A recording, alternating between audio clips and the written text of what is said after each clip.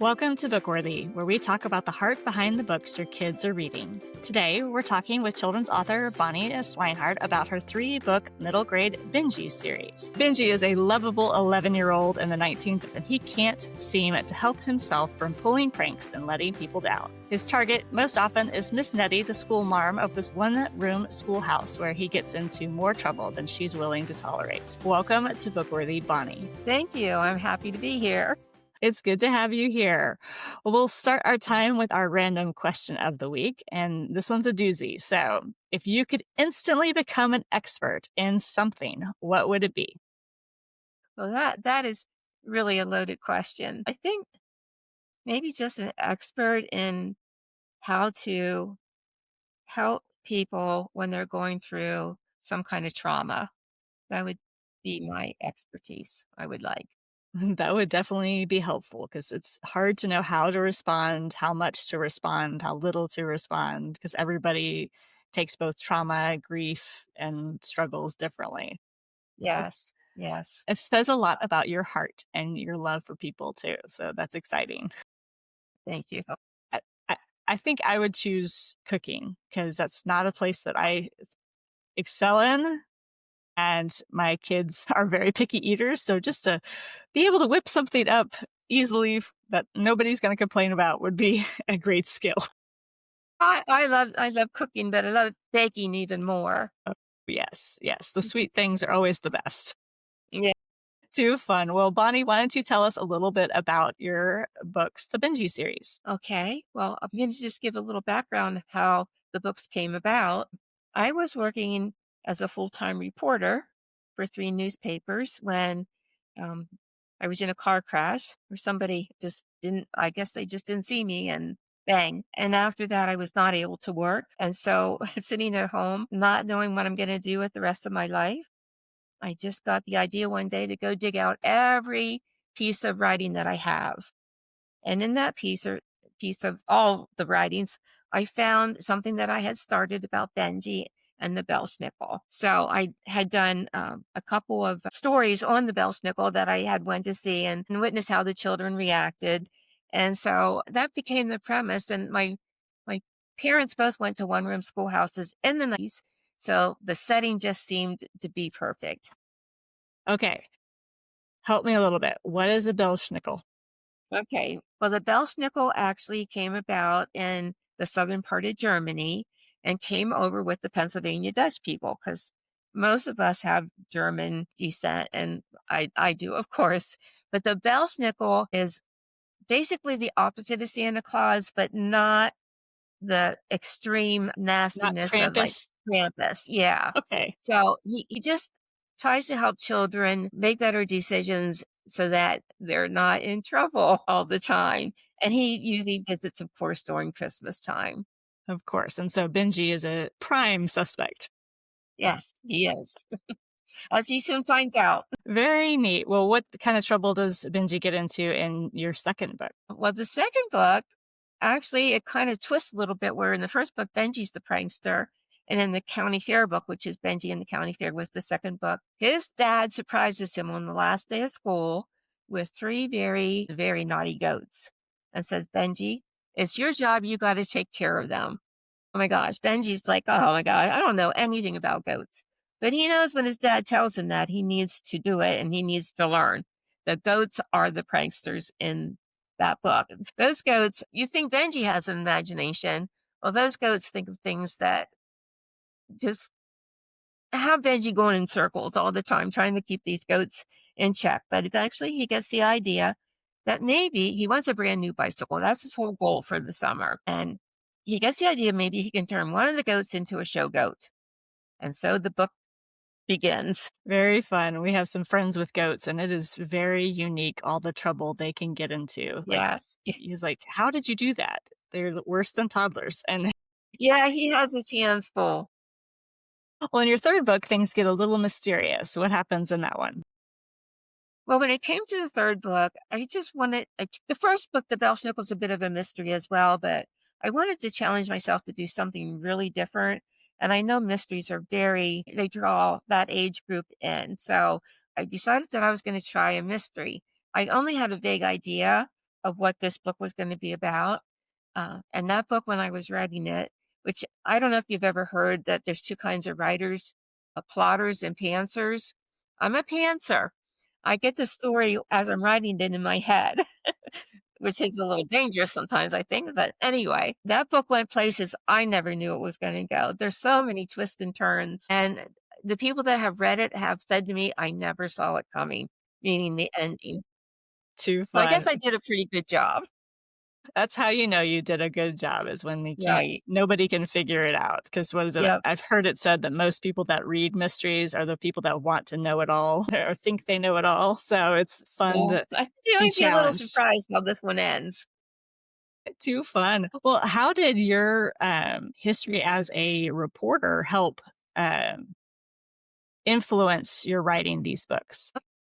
Well, I just loved writing from the time I was very young. And in school, I just took every English course and literature course, anything that had to do and speaking, anything like that, because I just loved it. I mean, that was, I feel like, my calling. And I didn't go to college until later in life, but then I did go for journalism and mass communication. So I loved working as a reporter. It was a great job. It was fun. And I think, I don't know, I just have the other reporter that I worked with, whenever the editor would sit down and divvy out the stories for the week, he would say, "Give the human interest ones to Bonnie. She's the one with heart." Oh, that's so So, sweet. and that was true. I think he liked like the police reports, the court. That wasn't really my thing, but I did it. But I did love doing the human interest stories, and so I guess just I don't know, just I have a curiosity about so many things.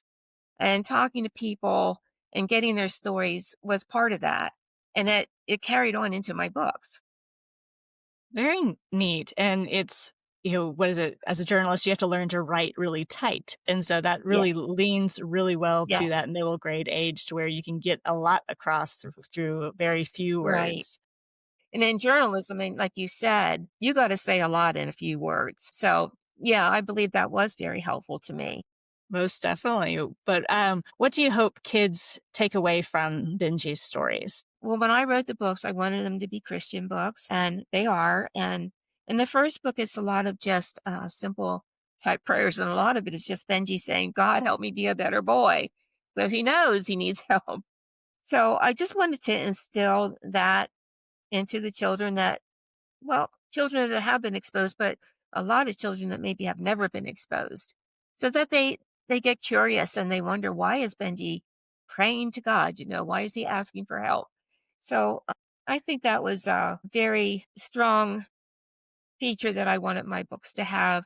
And as the books go on, he delves a little bit into like scripture that he learns and relates it to his decisions. So the whole point was to have them learn to make better decisions.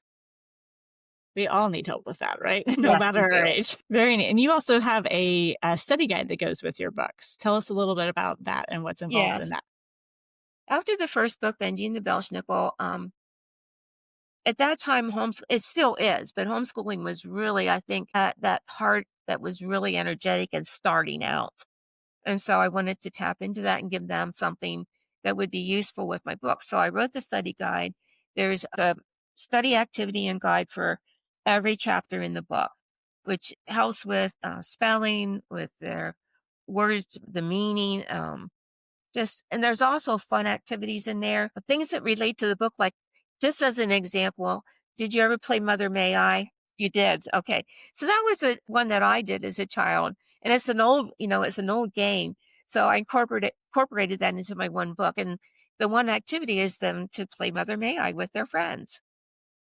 So just to get a taste of the history and the time period, there's so much to grasp out of these books. And there is so much, just, what is it? Depth and joy in what childhood once was. And it's a simplicity, but we all experience the same struggles that Benji does on different levels. Yeah. And I love the relatability of his character, and just because we all have that little ornery kid with inside of us somewhere. Some Yeah. people hide it And better the than books others. are very funny as well. I mean, Yeah. I mean, there's a when I did the second book, the goat one, I was laughing out loud when I wrote the ending because I just I just thought it was so funny. What is it? I usually say to my boys that food is a way to their heart, but laughter is a way to their souls. So, something's going to stick a little better if you can make them laugh. And that's a lot Yeah, of fun to insert into that. that's a very nice saying that you have there for your sons.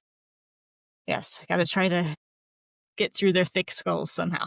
I raised two sons too, so I can understand that. Yep, yep. Well, Bonnie said you kind of went into journalism. Did you always want to be an author, or was that kind of something new that popped up after your accident? Almost always, I would say. I mean, I really got the writing bug probably when I was about ninth, 10th grade, maybe even a little bit younger. I just, I, I'm a rabid reader, or I was. Now I don't get the time to read. I have stacks of books that I want to read, but I loved reading. And I started very young, like just making a lot of it was actually, I started with poetry and made these little poem things and I would read them I would make my dad sit and listen to me read them. And he was always like, oh, that's really good. So I don't know. It was just instilled in me. I don't know why. Just how God made you. Yes. Because I can say the same for me growing up. My natural way to process the world was by writing stories. And what is it? I got an assignment, I think, like in 7th or 8th grade, where we had to write out kind of, I don't know, the colonization of the Midwest. It was something we needed to do some sort of project on, and we had full creative control on that. And I wrote a story, and the teacher was like, I have to read this to the class. Can I read this to the class? I'm like, sure. And unfortunately, the kids did not behave well. So they didn't get to read the story, but it was just one of those first, like, oh, I could do this. This is how I process. This is how things work. And it's really neat to kind of discover that about yourself. It is, yeah. And in college, you asked me about the journalism side. In college, I was also I was the assistant editor on the newspaper staff. I mean, I still like to write just about anything. I still write short stories and funny little anecdotes. And I mean, I just love to write. And it shows in your writing that you have a It's joy good for in the writing. soul. Most definitely. Now, Bonnie, what is your favorite book? I gotta say this. I did not grow up with books. I was not really exposed to books. My grandmother used to keep some books on a shelf, mostly like storybooks, but I don't remember having books in my house. So my grandmother actually gave me my first book. So I was thinking about this and it was a book on just fairy tales, but one of them, which never left my mind for some reason, was The Ugly Duckling. I think most of us can relate to that in some way because we all at one time or another just feel out of place, like we just don't quite fit in. And I think as writers, we often feel like we just don't fit in because I don't know, we have this quirkiness to us. But anyway, You see the I world would say differently. that was my favorite book then. My favorite book now is, I gotta think about this. I, I was having trouble thinking about this. Spencer's Mountain. Did you ever read that book? No, I haven't. Okay. I've read that book several times. I love history, and that is during the Depression era, which my books are also during the Depression era. But I didn't really realize that when I wrote my books. But now when I'm looking back on it, that probably had an influence on me. But that book was what was actually used for the Waltons TV show. It's based on that. It was by Earl Hammer. I don't know. It's just something about that time period. We don't really know, I don't think, what they went through, with the lack of food. And I know my dad told me, like, my family, which I was a glass, and that was a very large family in the town I lived in. And then there was another large family. And my dad used to tell me how they would exchange food. Like if they had an excess of something, they would share it with us. If we had an excess of something, we would share it with them. That just had an impact on me. But, I think now with the times being a little rough, I see people reaching out a lot more to help. And that's a good feeling. It's one of those things is that depression really made family and community the heart of everything. It was Exactly. you survive together, not individually. And I think the individual nature of our culture has walked away from that a lot. And we feel more alone, more isolated, more anxious because we don't have that support system that Exactly. people Yeah. had. And so it's sweet to look back on and to Yeah. remember what truly does matter Yeah. and value. Well, when I grew up, I mean, church was a part of my life and still very much is. But it's sort of frightening because you see so many young people not, I mean, our church has really basically no children anymore, which I mean, they're all like around my age, and it's like, okay, what's going to happen? I Yeah. mean, they need other outlets, and if I can provide something through my books, then that makes me feel good. It's a good feeling for sure. Now, Bonnie, what is the most impactful book in your life other than the Bible? You knew I was going to say that, didn't you? Yeah, No, just a little bit. I figured that was probably something that would come up, but of course that is important. But the most impactful book I ever read, and I've read this book probably at least 3 times, is Man's Search for Meaning by Viktor Frankl. All right, that sounds Like that book profound. really, really, I don't know, just the way the artistry and the visions that he created, you could just feel it. I mean, there's one scene in there about where he's just, I mean, and this is really, I mean, he was in a concentration camp and just, people were dying at his feet. And one night he was just, and he didn't know what happened to his wife. And he was just looking out the window, and it was kind of, I guess, just coming to morning, but still a little dark. And he heard this bird sing, and that just was just, like, he turned that into such a feeling of hope and optimism, and just a simple thing like that. But it just made really, it touched my heart and really just made me think about life and how fragile it is and how just the smallest thing can bring hope. I love that. I'll have to check that out. It's unique Too. how, stories can do that. They can help you see hope where there isn't hope, or to, hit your heartstrings in a way, and that words have this profound way of doing. And I love when an author does it well, to make you feel something and to experience something. So sounds like a very good book. It's a powerful book. I'll have to check the one out for sure and add it to my stack of TBR. You know that, yeah, I know. Well, Bonnie, what can we expect next from you? Well, I'm on this journey. I've written like 4 manuscripts for picture books, and I really was hoping the first one was going to be available this year, but I came across some problems in the publishing and the illustration side of things, so I'm not giving up. I'm taking a step back to kind of just get the energy and the excitement to start over again. That, and also I started a young adult novel, and it's based on my life, which is kind of very different from what a lot of people would have experienced. And the name of it is Carnival Girl. Interesting. Mhm. Do you have a blurb or a just pitch sentence? Well, I just think that there's kind of a stigma. Of course, it goes with what people call carnies. I grew up in the carnival, and I didn't feel that at all. And the people that I worked with and were surrounding me were very nice people, not the kind of stigma that maybe in the older times of the carnival, maybe that was true. I don't know that. I've read about it. It didn't seem that way. It seemed like, happiness and what I experienced and first love. So there's a little hint. Well, it sounds like a fun take on a different culture, a different set of life experiences that not everyone had the chance to experience. So that sounds like a fun story to continue to work on. So can't wait to hear more. Me too. I need to start writing. Well, Bonnie, where can people find out more about you and your books? Well, my website is www.author Bonnie Swinehart. Good deal. We'll make sure to have that link in the show notes so people can find you easily. Thanks for joining me today, Bonnie. Thank you for having me. I enjoyed talking to you. It was a pleasure. And thank you for joining Bonnie and me on this episode of the Bookworthy Podcast. Check the show notes for any books or links that we discussed, and let us know in the comments if you could instantly become an expert in something, what would it be?